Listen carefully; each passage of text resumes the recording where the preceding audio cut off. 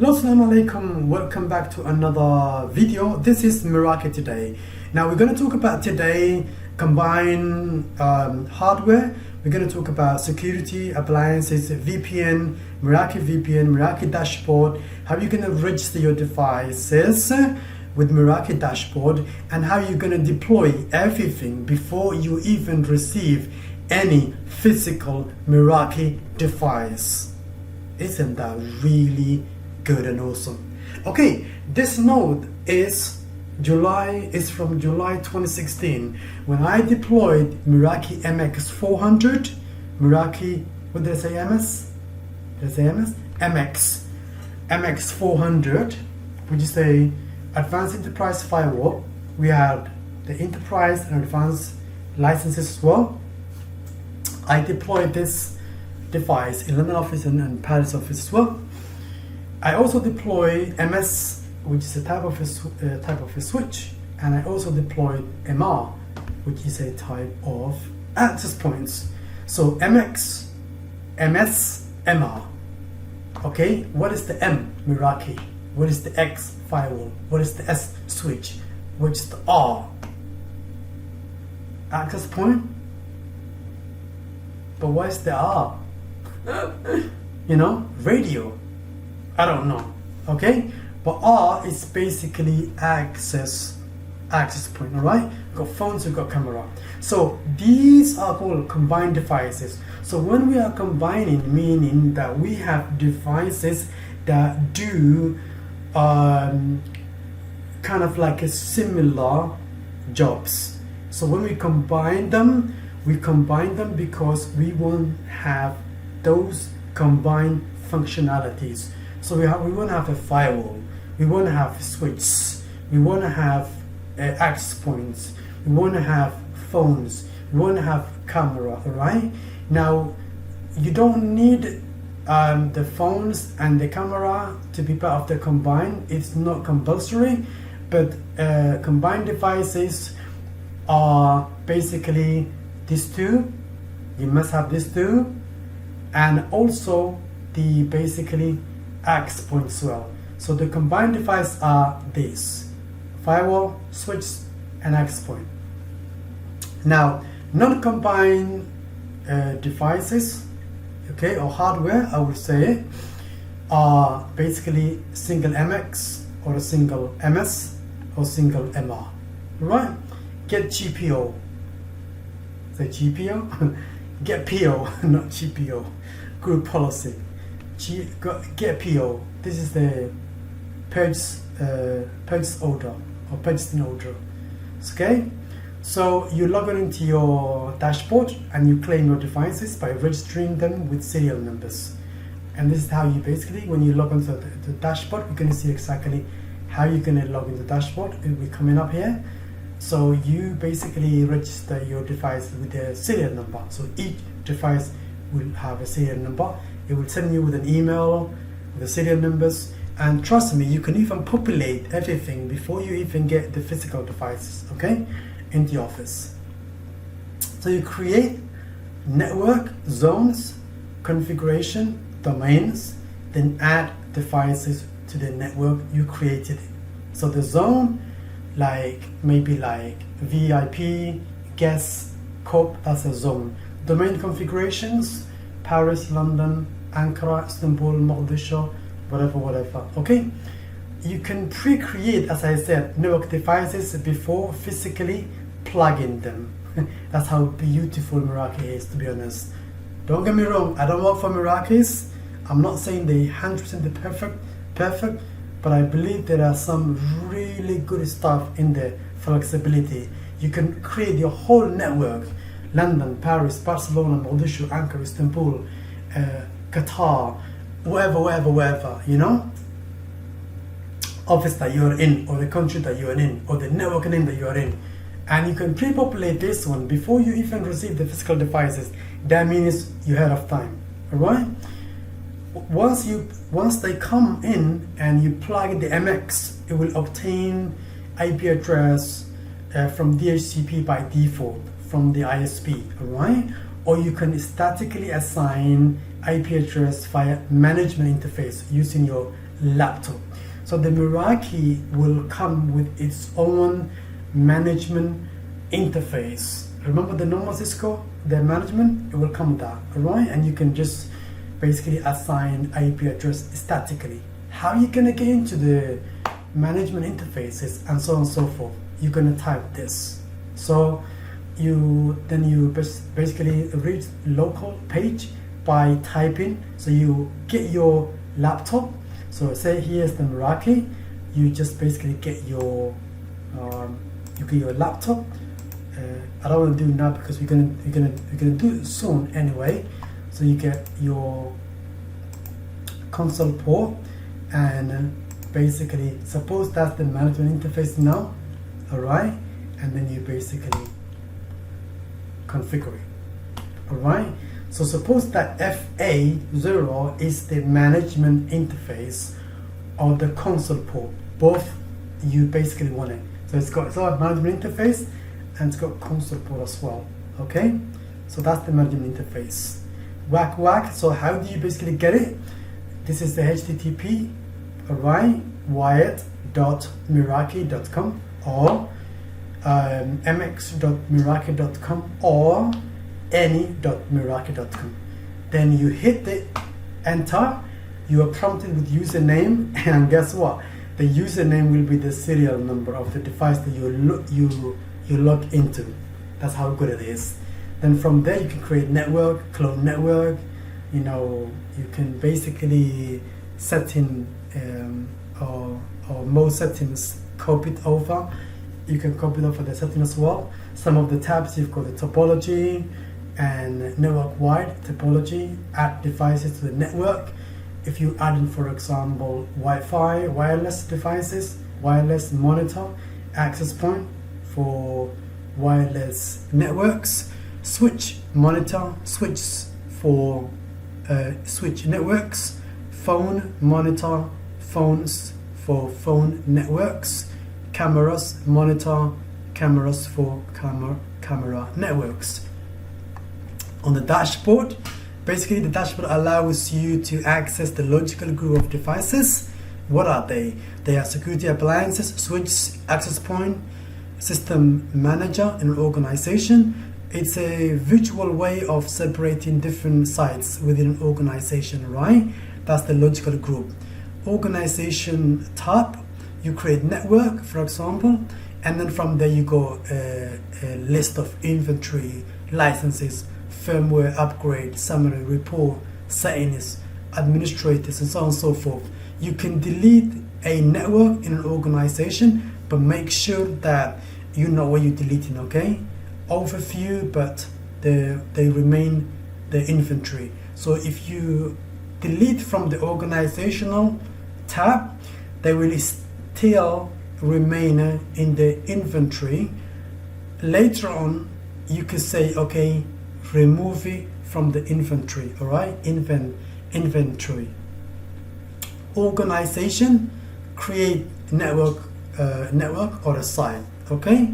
And then from there you go under security appliances, you got DHCP, VLANs, and you can create WAN interfaces, uplinks, you can access the serial number, host name, you can see the locations, the summary, tools to ping, packet capture, traffic, a lot of stuff in there, DHCP, subnets, or any client connect to the MX, you can see from here, to be honest. Security appliances, under configuration, under configure, you have addressing, VLANs, routing table, DHCP, firewall, site VPN, client VPN, Active Directory, traffic shaping, threat prevention, and so on and so forth. And then you got, you know, a lot of stuff in here. Basically, the MX gateway routing order, and this is how the MX process the traffic. Alright, and you also got other stuff there. What we're gonna do now, basically, we're not gonna read a lot. So let's read some of them and let's do the configuration as well. So here, let's basically revisit some of the stuff that you will see in my home to you. So orange color, What is orange color?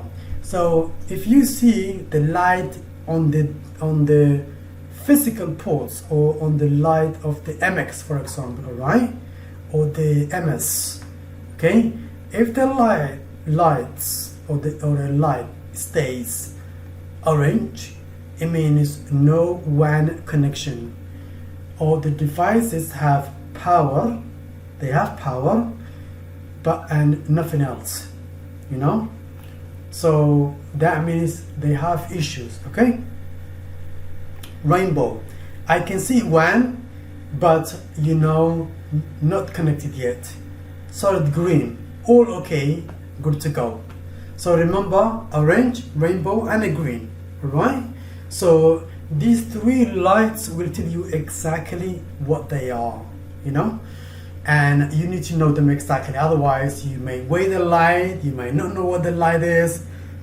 So it's very important that the orange means no WAN connection, and the rainbow means I can see the WAN, but I'm not connected.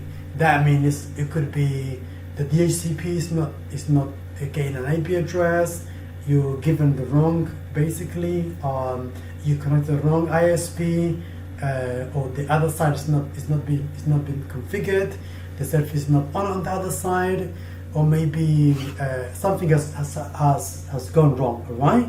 So you need to know exactly why the orange light stays on. The rainbow, what did I say? Sorry, the rainbow, so not the orange side. Okay. The green, solid green means, yeah, everything is okay, good. Here's the one. Here's the one. Remember the flashing white? We found Meraki Cloud. The device will say to you, hey, we found the cloud, and we are downloading the firmware. Alright? Downloading the firmware. The firmware. So 2 years we failed to notice this sign. Somebody said to me, really? What was that? The firmware was taking time, and we kept rebooting the devices thinking, what on earth? They are waiting for hours. Okay, never mind. You haven't read your manual, boy. Okay, so radius. Radius basically is your number one option to be friended with Meraki, because the radius will authenticate users. Radius, you can set up the radius to authenticate a corporation Wi-Fi. And where do you go? Basically, you go to the wireless, configure, access control, select the appropriate SSID, radius attribute, specifying group policy name, and so on and so forth, by specifying the IP address, right, 192.168.1.254, for example. The port is going to be 812, and secret key, and then action, yes, whatever. So from there, deploying access point for wireless client to have minimal packet loss, strong roaming signal with enough coverage, overlap, set to different non-overlapping channels. For example, if you are using 2.4, make sure 1, 6, and 9 are non-overlapping channels. Okay. Set auto channels selection and a power reduction feature. They use AKA, clear channel assessment to avoid collision and speak before sending traffic. Alright, so now let's basically explain some of the Meraki MR42 features. They support both 802.11n and 802.11ac. Now I'm talking about, this was 4 years ago, okay? Alright, not today. MIMO built-in antenna. dedicated radio security with WPS, and a self-healing serial configuration mesh. Right? 2.4 has 14 channels as we know it, but 1, 6, and 9 are non-overlapping channels. 2.4 is better for dense,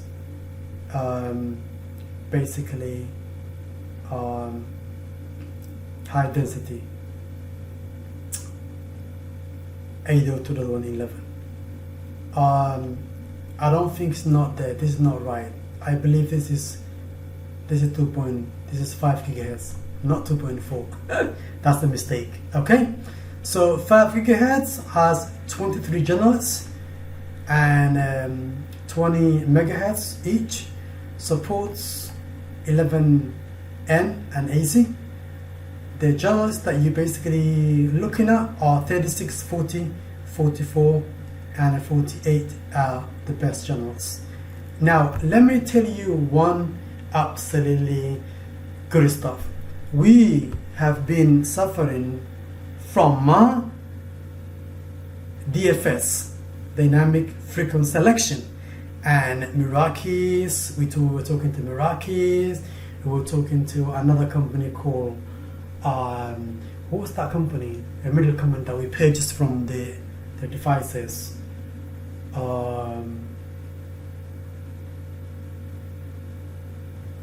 What's that company? Forgot that company. Never mind. I'll let you know if I remember that company later on. And because the area that we were located has so many government offices around us, and we were basically, our access points been shut down as soon as they hit the DFS frequency, and we had no clue. We did it echo house, survey, sniffing, and almost it took us 3 months talking to Cisco, Meraki expert, and so on and so forth. And guess what? You know, it's like no blood, no bones, no results. Basically, we had no clue. And 3 months later, Meraki's were saying, "Oh, it's you, it's our devices." We were saying, "No, it's basically Cisco Meraki devices, or the third-party company, or because the AV shining area, or because of the building, or because of the power, or because of the too much people," and so on and so forth.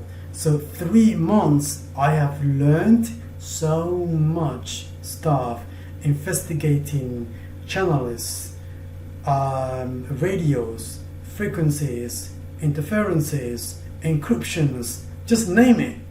And absolutely, it was very daunting experience. But at the same time, to be honest, I learned a lot, you know.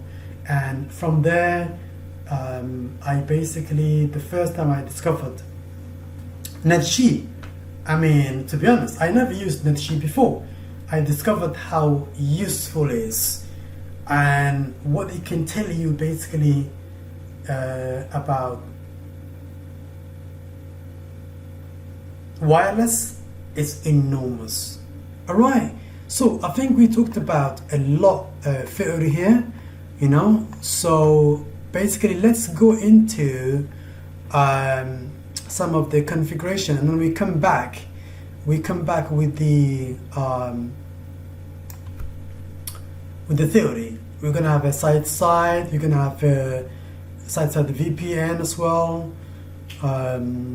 hub mesh, you know, establish VPN tunnels with all hubs and dependent spokes, only hub option with only selected hubs.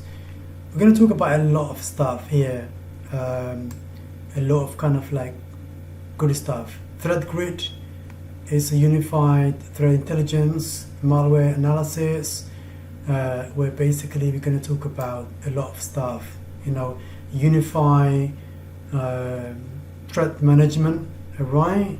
Firewall rules, deny layer 3 traffic, port forwarding, allow client VPN, content filtering, blocked websites categories, select what to block, under security appliances, configure, and do content filtering, URL category, list size, top list or full list, to either list the bad or good sites, and so on and so forth. There's a lot of stuff anyway, by the way. So let's basically do the configuration, and we will come back, you know, the other bit stuff here. Okay, what I loved about Meraki, as I said to you, is the way basically it does its job. Okay, and to be honest, many times you could go to VPN status page and make sure that the tunnels are listed, they are up and running under site connectivity. And you cannot imagine how many times I was kind of like flip-flopping between London, Paris and Barcelona under one dashboard. It's absolutely awesome. You can see all the VPNs, all the users, and so on and so forth. So now let's go to the configuration, and I'll see you in a minute. So let's stop the video and let's go to the configuration side. Until then, have a small break.